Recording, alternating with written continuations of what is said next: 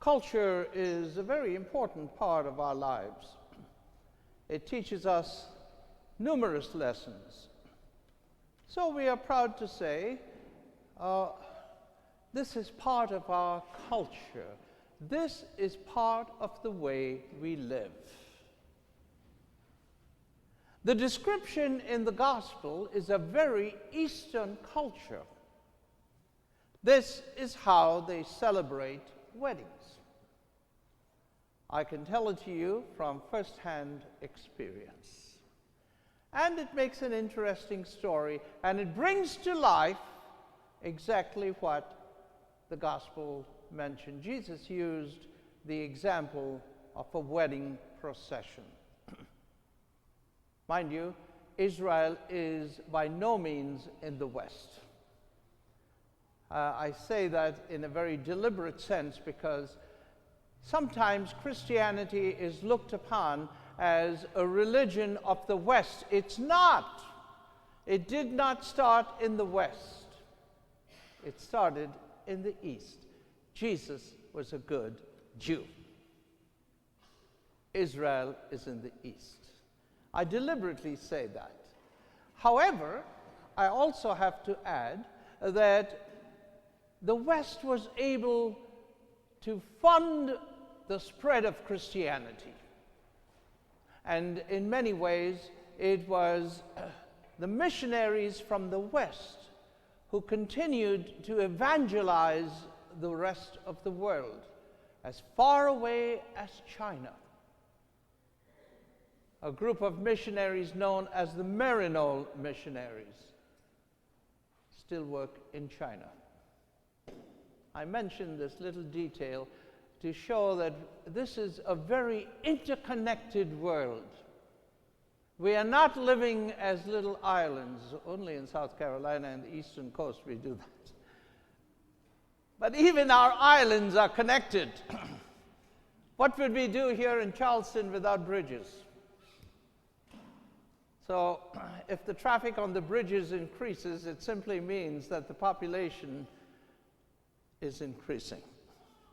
And you know, and I know, that sometimes there are certain highways and roads that you need to avoid.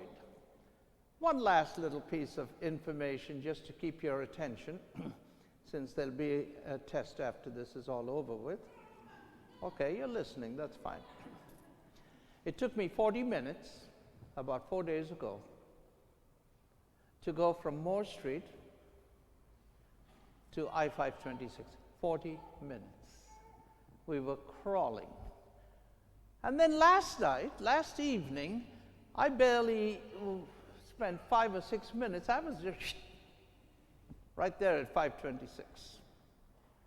I mentioned that detail because as the population increases, the roadways get crowded, and all we need is a little mishap along the way, and we have further delays.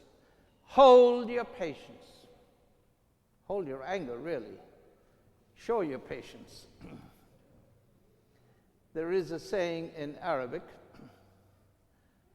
when translated into English, it will go something like this. Don't get upset and impatient with traffic.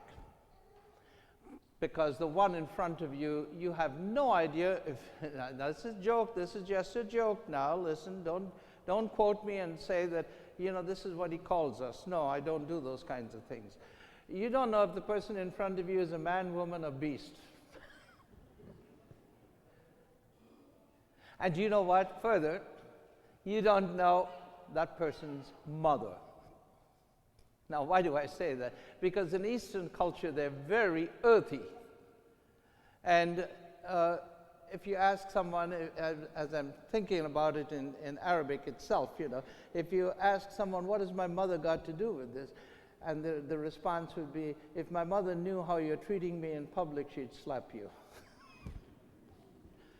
Don't take it personally. If you do not know the person's name, or, as I said, jokingly, his or her mother. That's culture. That's culture. And if we think it is bad, you just don't want to live in Los Angeles, period. But you have to, people do. That's life. Wedding culture. This is a fact. As true as, I had a little prop I wanted to bring with me, but I didn't. So just excuse me for my age, which leads to forgetfulness. Okay. In a wedding procession, and I'm referring particularly to India, it's in the East, by the way. In a wedding procession, there's a lot of hoopla, fanfare, when the groom comes in. The bride doesn't come in public that way. The groom comes in public. So imagine this. If the groom lives in Hollywood, yes, Hollywood, and the groom is going to celebrate the wedding here somewhere on Savannah, there will be a procession that will take place, not formally, but informally. Preparations for that procession will take place. The groom is supposed to arrive at 7, never arrives at 7 anyway, but the procession will start forming up about 4 or 5 in the afternoon, a couple of hours before. The same thing happens even today, though it has some sophistication about it. Those who carry the lamps to light the way generally carry it on their heads, and they balance it very well. Those lamps used to be filled with oil. Now those lamps are powered. Somewhere in that procession there is a generator and all these lamps are connected. It's wonderful to see. It's a fact. I've seen it time and time again.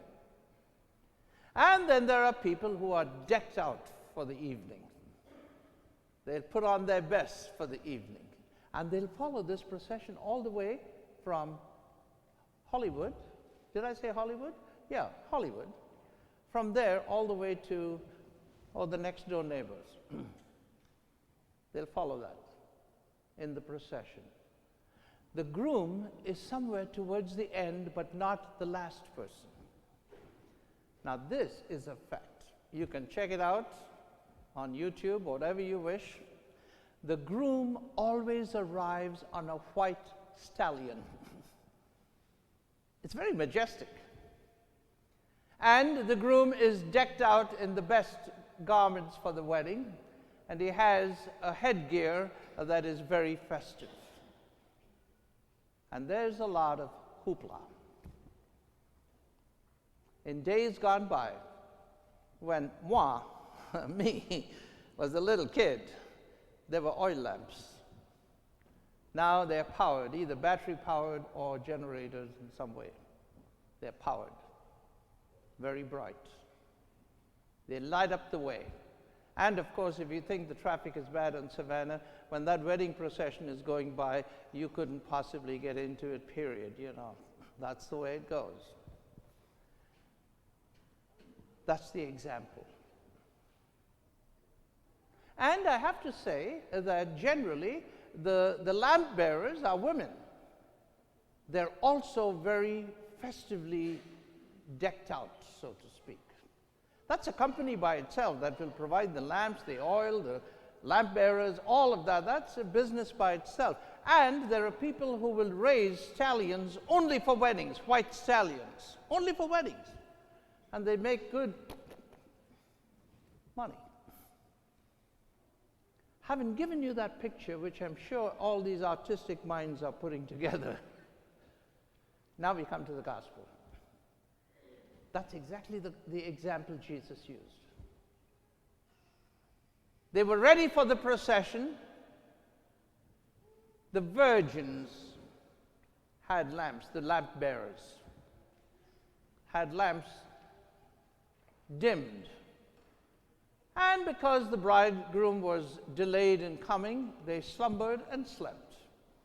They just sat on the roadside, chit-chatting with one another, and sometimes took a nap. No, so what? What's that? And then someone announced that the bridegroom is coming. They knew the bridegroom is coming. There's a band and stuff. Oh, listen, let me tell you. You have to awaken the neighborhood. And when the drums start beating, you know something's happening. Hurry up, get up, light your lamps. Put the wicks up, brighten the lights, and make sure that everything is in order so that when the bridegroom is, let's say by 5:26, you're all set.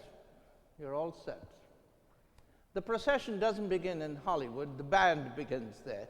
The procession will begin, let's say, from 5:26 onward. I'm just trying to give you a picture that the gospel is not imaginary. It's real. It's culture. It's how they celebrated. This is what the bridegroom did. And those virgins carrying the lamps would be all ready to welcome the bridegroom and to bring the procession to a conclusion. No big deal, but that's culture. That's the way it is. And people would line where our home, when I was growing up, our home was on one of the arteries, the main arteries. It was always a very busy road. And processions went on that road. Even if they had to go off to the side, they'd go on the main artery and then branch off to the side. And as a little kid, I went down into the yard and I was watching these processions go by. By the way, not only for weddings, those processions go by even for Hindu festivals. The festivals also have similar appearances in public. 10 virgins. It's a parable. A parable is a story that has a core meaning right there.